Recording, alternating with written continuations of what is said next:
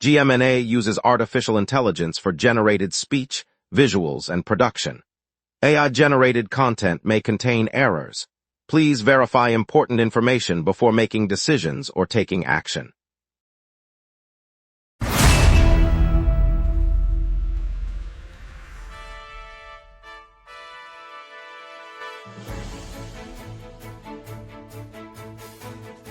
Live from the GMNA News Center, this is the Lunch Break News Hour.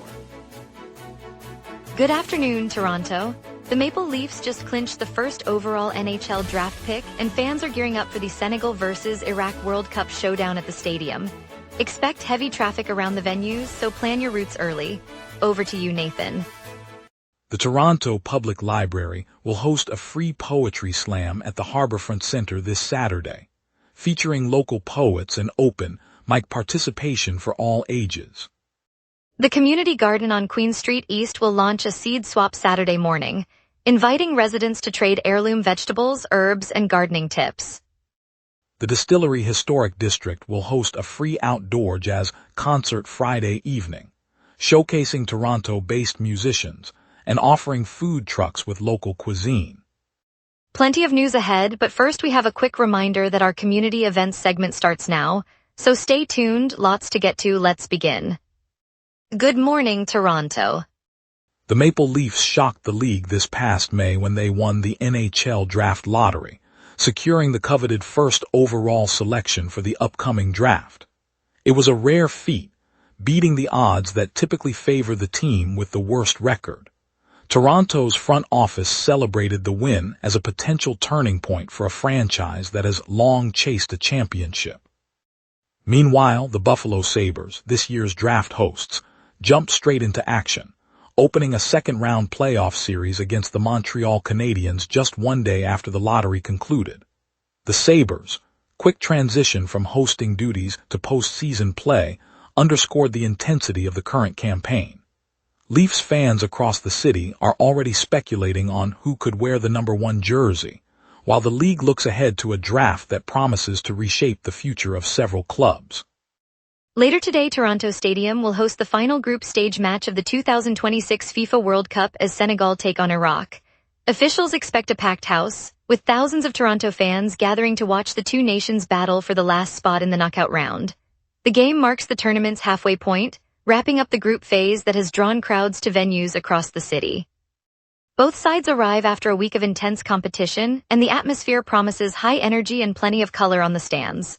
Local businesses are gearing up for the surge, while security teams coordinate to keep the venue safe. City officials, including Mayor Olivia Chow, have confirmed transportation plans and fan zones around the stadium. As the clock ticks toward kickoff, excitement builds for what could be a decisive showdown in Canada's first World Cup. Marina Mabrey lit up the arena yesterday, matching the WNBA single-game scoring record with 53 points as the Toronto Tempo rolled past the Los Angeles Sparks.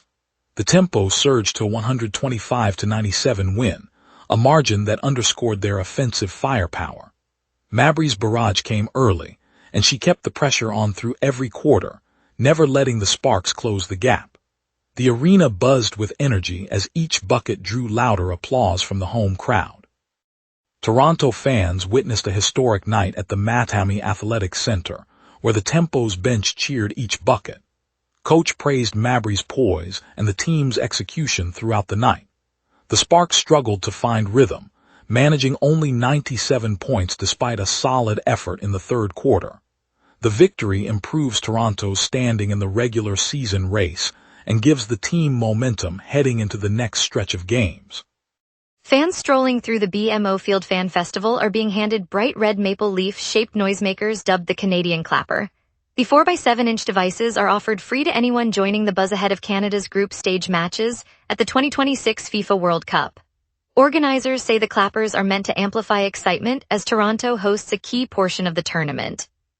The giveaway is part of a larger celebration that includes music, food stalls, and live screens showing the action. With the festival in full swing, crowds are waving the clappers, creating a sea of red that matches the national flag. The event runs throughout the week, inviting locals and visitors alike to add their own sound to the tournament atmosphere. Toronto will welcome teams from across the globe, and the festival aims to showcase Canadian spirit. Spectators can also pick up match schedules and enjoy interactive games at designated booths. A Labrador retriever named Tilly is helping Credit Valley Conservation sniff out invasive species across the Toronto area. Trained by the agency's head dog trainer, Tilly works alongside a team of handlers to locate plants and animals that threaten native habitats before they can spread. CBC reporter Talia Ricks rode along this morning to see the 4 a.m. patrol in action, watching the dog pause at a patch of Japanese knotweed and signal its find. Conservation officials say the detection program gives them a fast, low-impact way to map infestations and target removal efforts. As invasive species continue to pose a growing risk to the greater Toronto ecosystem, the partnership between dogs and scientists offers a new tool to protect local biodiversity. The program currently covers wetlands, ravines, and urban parks, giving crews early warning of hotspots. Later, a man was seriously injured in a West Toronto stabbing. A story will follow after the break. We will be right back. Watch the local sunset tonight at 6 p.m. for all your local Montreal news. Welcome back, folks. Let's jump straight into the headlines, then hand it over to Nathan for the local stories you need to hear. Police responded to a violent incident yesterday in the Junction, near the intersection of Dundas Street West and Runnymede Road. Around 8:47 p.m., officers found an unidentified man who had been stabbed. He was taken to a nearby hospital with serious injuries. Toronto police are treating the case as a stabbing and have opened an investigation, though no suspect description has been released. The Junction, a mixed residential and commercial area in the city's West End, often sees evening foot traffic along Dundas, and the incident has raised concerns for residents returning home after work. Detectives are canvassing nearby businesses and reviewing surveillance footage to piece together the sequence of events. The street remained partially blocked for several hours while emergency crews worked, causing temporary delays for drivers and pedestrians alike. Today's NHL draft in Toronto will see an 18-year-old from Yukon, Gavin McKenna, poised to become the first overall selection. Scouts have highlighted his speed, playmaking, and two-way game, and the Maple Leafs have signaled strong interest. If he goes first, he becomes the first player from the North to be taken at the top of the draft, a milestone that could inspire young athletes across the province. The draft, which runs through the evening, determines which clubs secure rights to the next wave of talent, and fans in the city will be watching closely as the first round unfolds. McKenna's family traveled to the arena, and local supporters hope to see a hometown hero's name called first, a moment that could boost the sport's profile back home in the Yukon. On June 6th, a Peterborough financial planner walked away with the top prize in the Lotto 649 Gold Ball, a $12 million jackpot. The facts identify him as a Peterborough man and Ontario financial planner.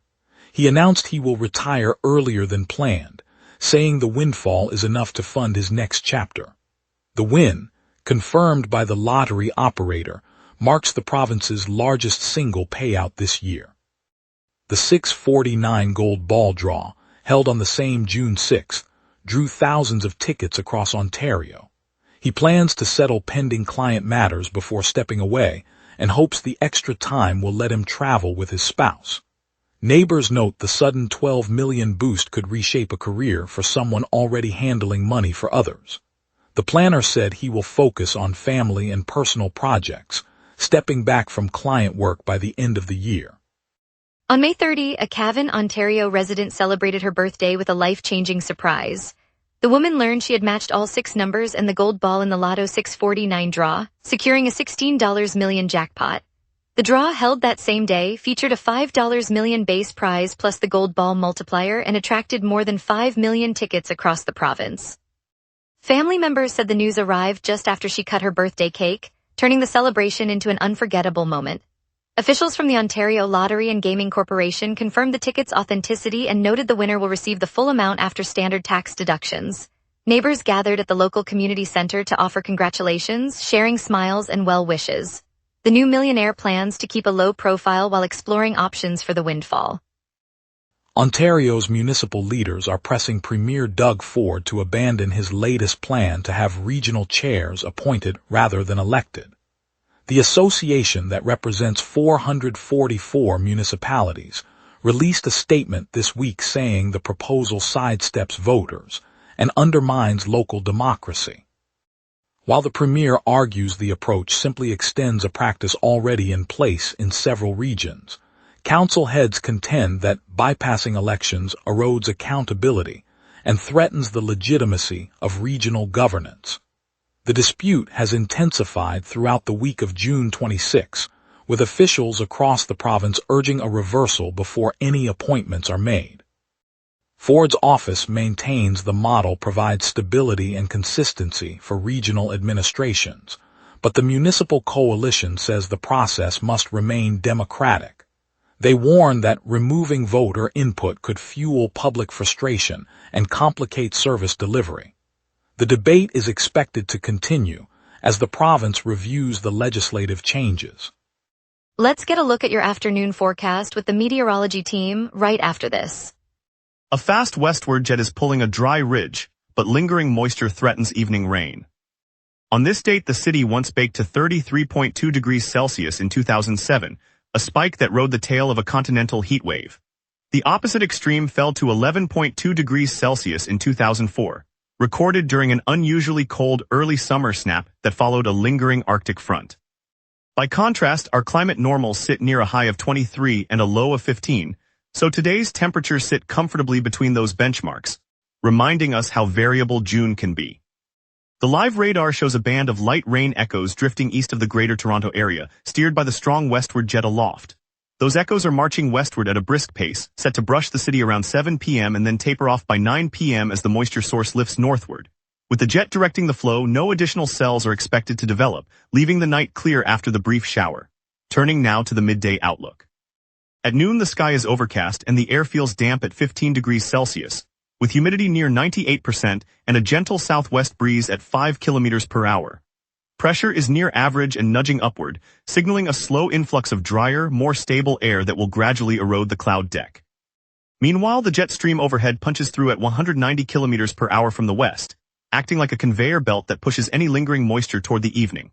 That dynamic explains why clouds linger through mid-afternoon before the jet finally shears them apart, allowing a brief shower to arrive around 7 p.m. The UV index sits at 7, and wind will stay modest, peaking near 14 kilometers per hour from the south. No weather alerts are in force. With clouds clearing after the evening rain, temperatures will dip to 13 by nightfall. Saturday brings a clear sky and a gentle rise to 21 degrees Celsius, with lows holding at 13. Sunday shifts to a light fog that will linger into the morning, while daytime highs climb to 24 and lows settle at 17. Monday continues the fog pattern, but temperatures climb further to 28 with lows near 18, hinting at a warming trend. Tuesday maintains the fog and introduces a 20% chance of rain, keeping highs around 29 and lows at 18. Wednesday erupts into a hot spell, clear skies and a blistering high of 37 contrasted by a low of 26, marking the strongest heat of the week. This progression moves from mild and damp to a sharp warm-up, underscoring the jet's role in ushering in a hotter, drier air mass. And that's your weather. Remember, the lunch break is also available as a podcast. Listen anytime on Apple Podcasts or wherever you get your podcasts. Traffic will be heavy with World Cup crowds. Plus, we break down McKenna's rookie outlook and today's lineup. We will be right back. Watch the local sunset tonight at 6 p.m. for all your local Montreal news. Severe traffic is building around BMO Field as the FIFA World Cup event draws crowds to Exhibition Place. Lakeshore Boulevard is gridlocked between Dufferin Street and Strachan Avenue, and the nearby intersection at Dufferin and Lakeshore is moving at a crawl. Road closures around Exhibition Place keep the bottleneck tight, with detours pushing vehicles onto Gardiner Expressway eastbound and onto Queens Quay, adding extra minutes to any downtown run. Drivers heading west on Lakeshore should expect stop-and-go conditions well into the early afternoon. On the transit side, the TTC has swapped the regular Bathurst streetcar for a temporary 311 service that runs only between Exhibition Loop and St. Clair Avenue West, so riders will need to transfer at St. Clair for the regular route. The Harbourfront routes 509 and 309 are also running on a modified schedule to handle the surge of fans. Expect longer travel times across the waterfront corridor and plan accordingly. Toronto Pride Parade rolls through the streets today, the city's biggest LGBTQ+ gathering, drawing thousands of allies and performers you won't want to miss. At Soulpepper Theatre, the viral queer hockey love story hits the stage, blending humor and drama to spotlight queer representation in a fresh, take-on-a-fan favorite series. Looking ahead, the irreverent musical parody Heated Rivalry lands in Toronto on July 9, promising sharp satire, catchy tunes, and a night of laughter for anyone who loves a good theatrical showdown. And for the weekend warriors, Urbanova Music Festival debuts in Markham over Labor Day weekend, bringing Sweely, DaBaby, and Shensia to the GTA, with massive crowds, food trucks, and a chance to dance under the stars. Whether you're marching in the parade, taking a seat at Soulpepper, or marking your summer schedule, the city's cultural calendar is buzzing. Stay tuned, keep your calendar open, and enjoy the city's pulse. And now here's Marcus with sports. Your quick sports roundup from draft buzz to betting angles right now. Sportsnet's Chris Meany joins VCN by the books to weigh the odds that Gavin McKenna lands first overall with the Maple Leafs. He breaks down early rookie season prop bets and futures markets, offering a cautious outlook for bettors ahead of the upcoming season. On the latest 32 Thoughts podcast, Kyle Bukowska's and Elliot Friedman dissect a packed agenda. Jason Robertson's decision to decline Seattle Mason McTavish's prospects, the Maple Leafs strategies for Austin Matthews and Mitchell Nyes, plus expansion chatter in Texas and a preview of the NHL draft. CBC Sports highlights that 18-year-old Gavin McKenna, a native of Yukon, is projected as the first overall pick in this Friday's NHL draft. If the projection holds, the historic selection could see him donning a Maple Leafs jersey as he begins his professional career. Zellers, now open at 80 Orphis Road in North York, brings back a classic Canadian retailer with a fresh 25,000 square foot standalone space. The store carries everything from everyday apparel to home decor and seasonal finds, and the launch turned the parking lot into a celebration. Think a 25-foot inflatable Zeddy Bear, complimentary Zellers ice pops, water bottles, and a diner-style food truck serving up nostalgic bites. This new location injects jobs and a community hub into a neighborhood that's been craving more local retail options, while reminding Torontonians that homegrown brands can still thrive. For a city that loves a good throwback, Zellers' return feels like a friendly neighbor moving in next door. And now a feel-good story. Labrador Retriever Tilly aids Toronto in detecting invasive species, brightening our day across the city. Coming up tonight at 6, the local sunset. Your neighborhood, your city, your news.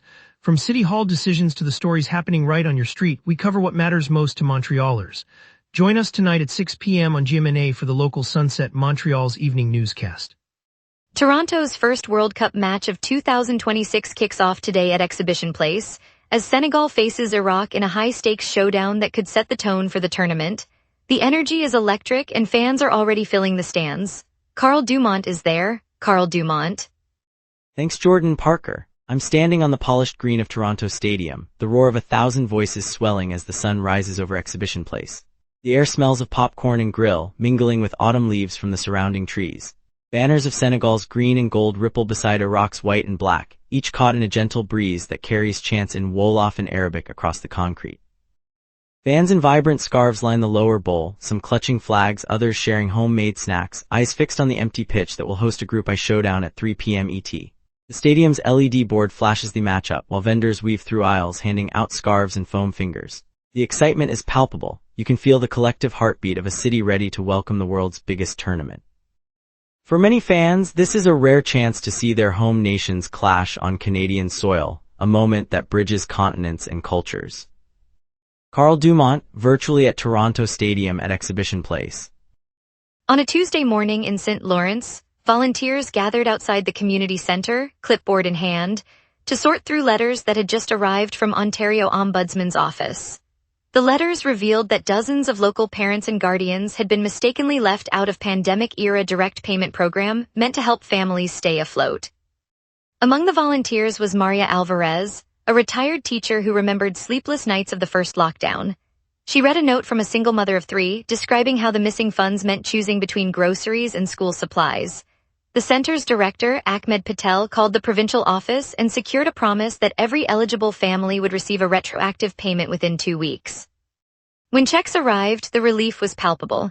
A father lifted his child onto his shoulders, laughing as he opened the envelope and saw the amount that would finally cover overdue rent. In that moment, the neighborhood felt the weight lift, not just from a check, but from knowing system could be corrected when people stand together. Toronto's families are reminded that even when the system falters, community can fill the gaps. On a bright Saturday afternoon at the Rogers Centre, the buzz of anticipation swirled through the concourse as families, students and longtime Blue Jays supporters gathered around a large screen displaying the final all-star voting results. At the center of that excitement stood Ernie Clement, the modest infielder whose jersey had become a staple in schoolyard baseball games across the city. When the announcer's voice rang out, naming Clement as the American League's top vote-getter, a ripple of cheers rose from the crowd. The moment was captured in a simple, vivid scene. A young girl in a blue cap lifted her handmade sign that read "Clem for the Stars," while a retired coach in the front row clapped with tears in his eyes, recalling the countless evenings he'd watched Clement's steady swing from the dugout. That collective outpouring reminded everyone why fan voting matters. It turned statistics into shared pride. Clement's smile, broad and genuine, reflected not just personal achievement, but the gratitude of a city that voted with its heart. Toronto's love for its own has turned a routine roster decision into a celebration of community. Thank you, Toronto, for joining us on the lunch break. Today's highlight, Marina Mabrey's 53 points as the tempo crushed the Sparks, showed the city's unstoppable energy. We appreciate your conversation and curiosity. Tune in tomorrow for more stories that matter to you. Until then, stay safe and keep the conversation going.